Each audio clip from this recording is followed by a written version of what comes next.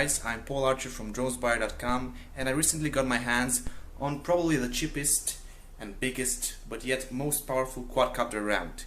It's the Tarantula X6. The drone is nothing short of a beast, with a total length of 47 centimeters with probe guards on, and able to carry even a GoPro. All of this for about $70 or so, without the camera, or $95 if you want the 5 megapixel camera version. You can find links in the description with the cheapest prices on Amazon. It came in the package with a set of spare props and some very light but not so durable prop guards. As you can probably see, the battery is also huge on this thing. Weighing a total of 50 grams at 1200 mAh, 7.4 volts, while the rest of the drone stands at 222 grams with all the accessories mount except for the battery. The build quality is pretty good considering the price, although you will have to deal with some cheap plastic material and easily bendable prop guards.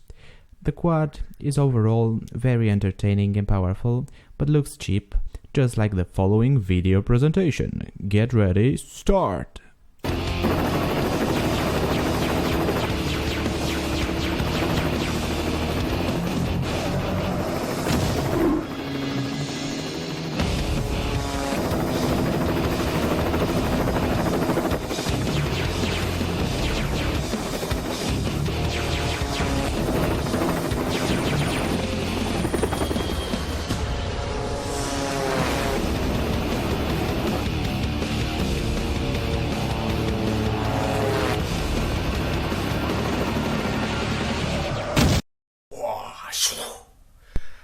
I don't really want to get into what that video was, but it kind of looked like it was directed by Michael Bay. Lots of explosions and cheap effects. So let's continue the review. The 2.4 GHz transmitter is also made from cheap plastic, but the build quality is not too shabby. And compared to a Sima X5C controller, it even has less fake buttons. The control feels great and the drone is easy to maneuver. It requires 6 AA batteries to function, which you must provide yourself. The antenna can be used at an angle for better signal reach, which is always a plus. And it also has an LCD screen that shows important information like the battery life on the controller, signal strength and trimming axis. There are also 2 separate buttons for taking pictures and for video. A slight inconvenience that I noticed is that the top buttons are pretty hard to access when flying. They are responsible for changing the flight mode, the one on the left, and for doing flips, the one on the right. It would have been way more comfortable and practical if they were on top, so they were easily to press and more anatomically comfortable. Or who knows, maybe I'm just nuts. I was really surprised that it came with a very nice screwdriver that has a rotating end and made things easier to install. As the actual design of the quadcopter goes, I'm pretty happy with how it looks, and I've also got a few compliments from some neighbors. It's a big imposing machine that looks pretty badass, very deserving of the name Tarantula.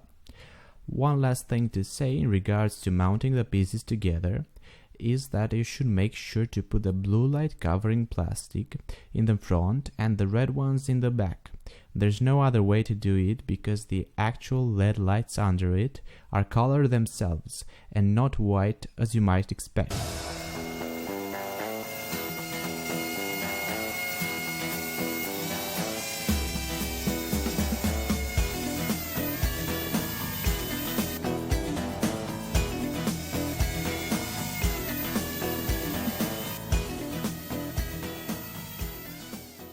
One thing that could prove to be an annoyance is the fact that there is no on and off button and you have to actually remove the battery after every flight.